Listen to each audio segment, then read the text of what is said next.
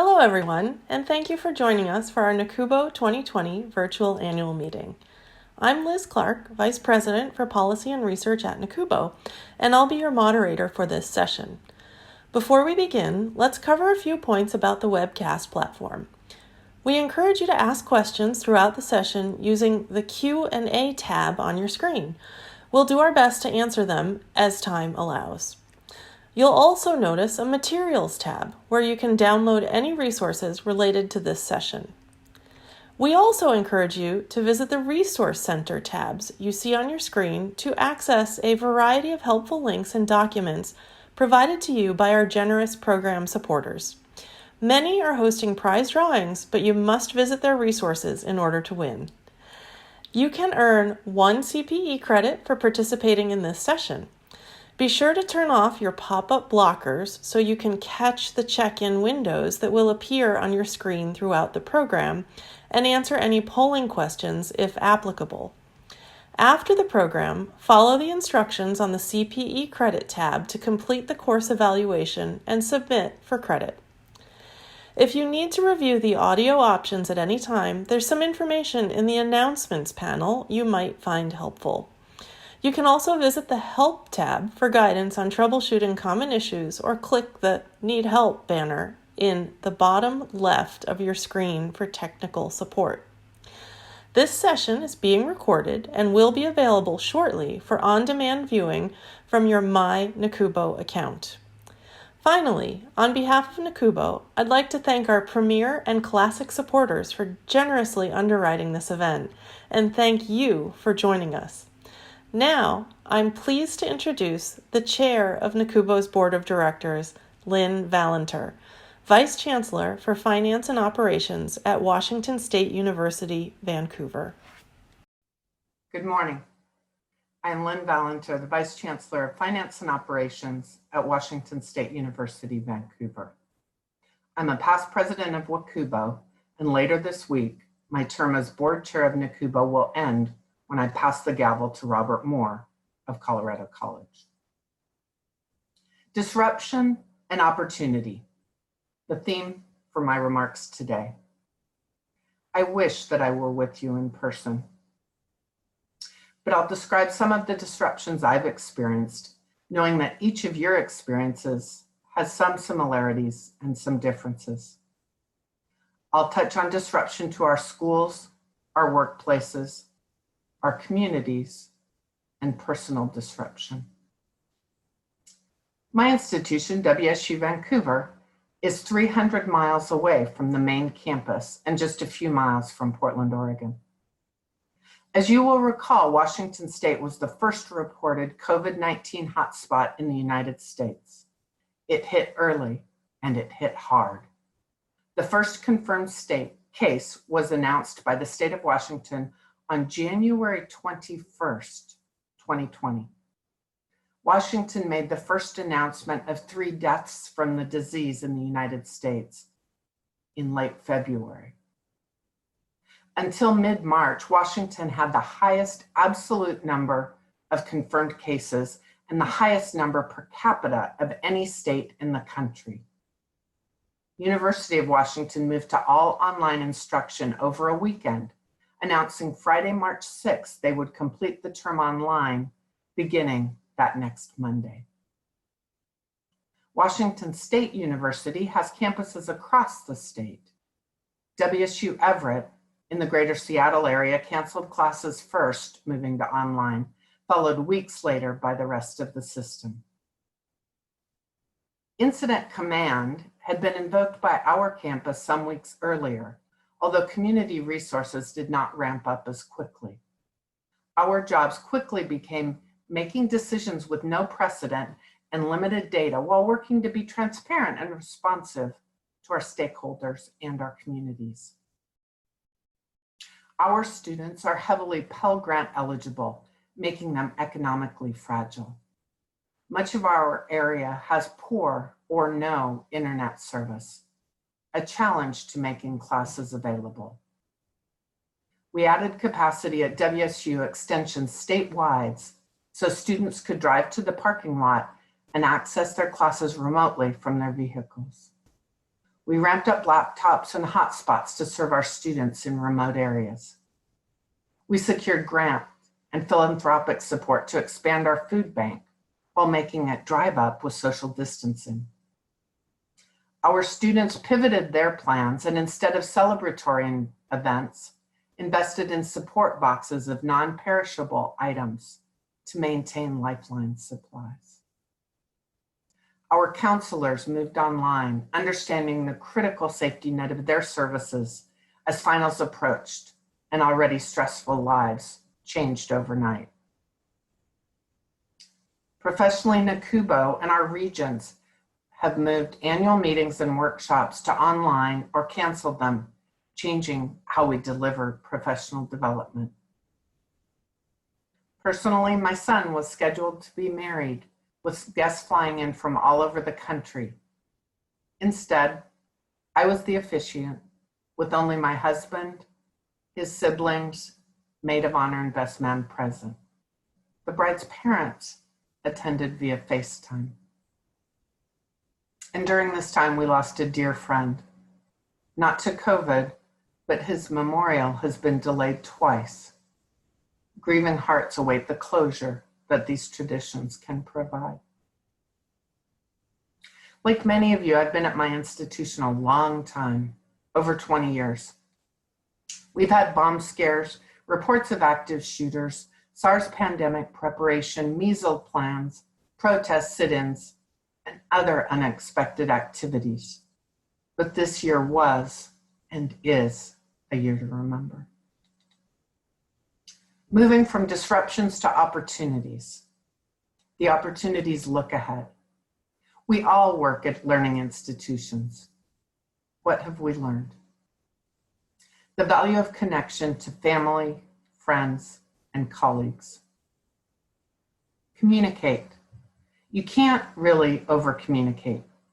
Be honest about what you know and what you don't. Provide a timetable for decisions, particularly if they can't be made in the moment. Higher ed can quickly adapt. Many of us moved to remote teaching practically overnight, and we moved out of our offices. Everything doesn't have to be perfect, and that's okay. Guest appearances on Zoom, pets, always cute, kids, mostly always cute, and spouses, partners, or roommates may vary. Forgetting to unmute, patience is indeed a virtue, and grace with ourselves and others is a best practice. Wounds are deep, related to systemic racism and discrimination. Black Lives Matter is a call for justice. We must provide allyship and leadership in both words and actions. Some takeaways. Focus on what's really important, personally and professionally. We can do this. Our ability to deliver outcomes differently than how we've always done it.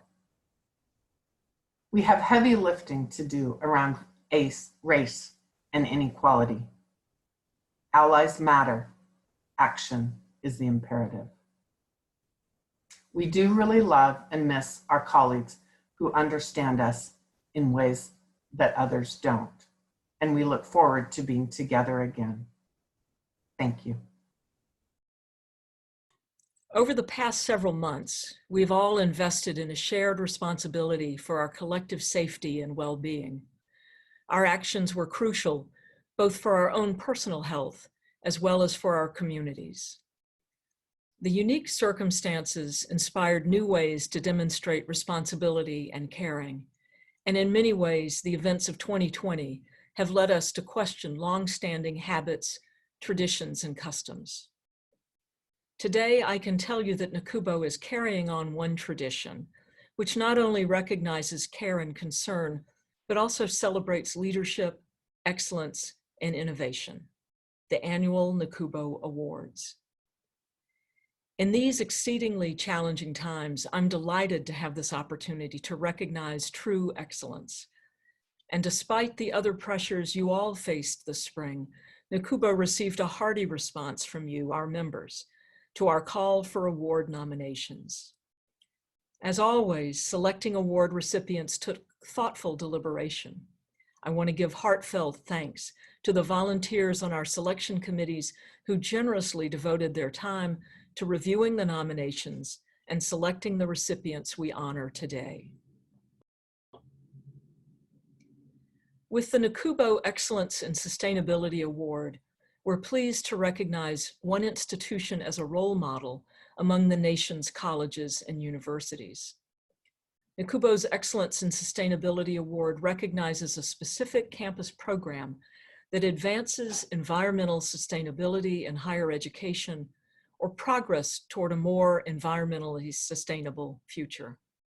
I'm very pleased to announce Indiana University as the recipient of the 2020 Excellence in Sustainability Award for its Indiana Sustainability Development Program. This program aims to prepare undergraduate and graduate students for sustainability jobs within the Hoosier State. ISDP accomplishes this goal through efforts to develop a statewide network of sustainability professionals in the corporate, nonprofit, government, and higher education sectors. This involves preparing students for sustainability careers and building the state of Indiana's sustainability workforce capacity by retaining skilled talent through employment and internship opportunities. The ISDP has placed 104 students with 50 unique partner organizations, including municipalities, nonprofits, and for-profit organizations. On behalf of NACUBO, it's my privilege to recognize Ms. Danny Schaust, ISDP Program Manager, and Indiana University as the recipient of the 2020 Excellence in Sustainability Award. Congratulations, Danny, to you and your colleagues at Indiana University. The 2020 Service to NACUBO Award recognizes an individual who's made contributions to NACUBO's professional development activities, as well as to the association's publications and programs. NACUBO is only able to deliver the programming our members seek because of the thoughtful and deliberate engagement from NACUBO members. This year, we're recognizing the efforts and contributions of Maisha Merchant, Senior Vice President, Finance and Operations, Chief Financial Officer, and Chief Innovation Officer at the California Institute of the Arts. Maisha has been with Cal Arts since 2017, where she leads a staff of 70 and oversees business functions such as audit, treasury, and endowment, as well as HR, IT, and many other units. In addition to providing vital leadership to her institution, Maisha has made significant contributions to NACUBO. Since 2017, she's participated in NACUBO's New Business Officers, NBO program, served on NACUBO's New Business Officers Alumni Panel, contributed to our mentoring program, and served on program committees for the annual meeting and the Endowment and Debt Management Forum.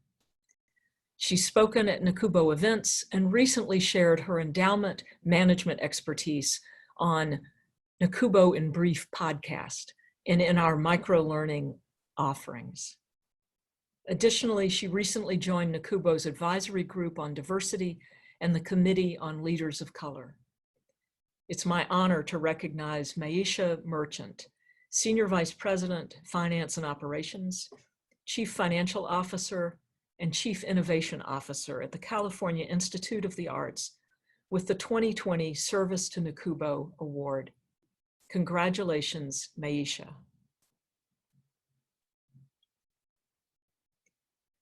I'm so very pleased to present the 2020 NACUBO Distinguished Business Officer Award, the highest annual honor NACUBO bestows. It's presented annually to business officers who, over their careers, have made outstanding overall contributions to business and financial management in higher education.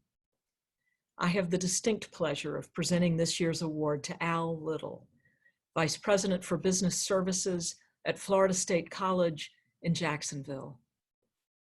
Al Little has served higher education since 1987 and has worked within the Florida college system since 1989. His service within the Florida college system has included India River Community College, Eastern Florida State College, St. John's River State College, and most recently, Florida State College at Jacksonville. During his first few years as fiscal leader at Florida State College at Jacksonville, Al saw the institution through falling enrollment, legislatively capped tuition, organizational restructuring, reduced state appropriations, and the technological challenges of implementing a new ERP. He has underscored to his team the importance of good stewardship, and despite these challenges, the college has managed to maintain comfortable fiscal reserves while supporting measured but steady institutional growth. Moreover, he has maintained oversight of HR, IT, and until recently, financial aid, all of which have seen major enhancements under his leadership. Al has been deeply involved in the work of NACUBO and SACUBO. He served on the NACUBO board twice and served on the annual meeting planning committee and the NACUBO Community Colleges Constituent Council. He was president of SACUBO from 2016 to 2017.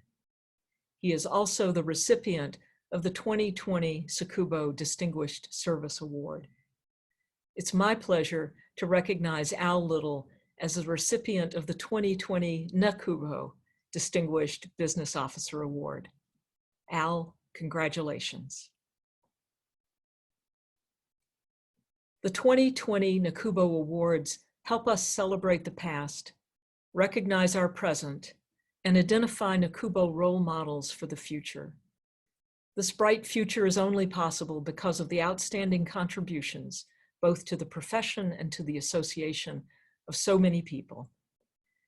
Thank you for tuning in, and please continue to enjoy the NACUBO 2020 virtual annual meeting.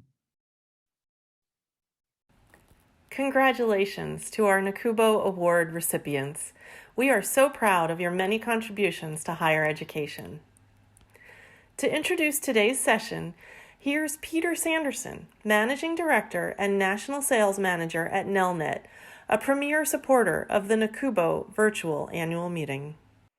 Good morning, friends. Our next session, the Washington Update, is universally applicable to every member of our higher education community. Unlike some industries, higher ed is continually evolving, working together collaboratively to enlighten and empower the world's citizens. NACUBO is a strong common thread and source of truth we've come to rely upon. We are indeed all in this together.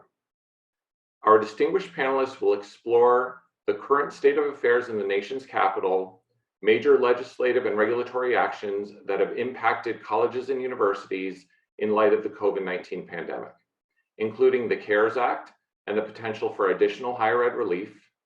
We'll also discuss the DACA Supreme Court decision, changes to Title IX regs, and the creation of new foreign gift reporting requirements. I'm very honored this morning to introduce our subject matter experts and thought leaders. Stephen Bloom, Director of Government Relations for the American Council on Education, focuses on tax issues, healthcare reform, student health insurance, immigration, labor, and employment. Stephen is a graduate of Oberlin College and the Northeastern University School of Law.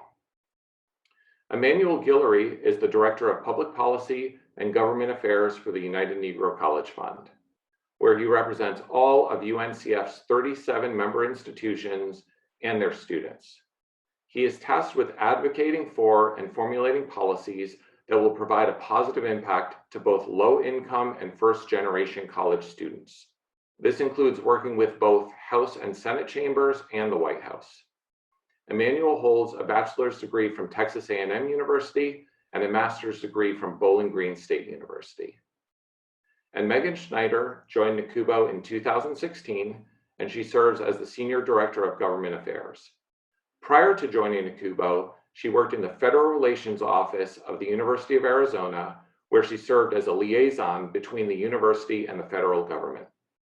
Megan holds degrees from the University of Arizona and American University's Washington College of Law. Please join me in welcoming our panelists.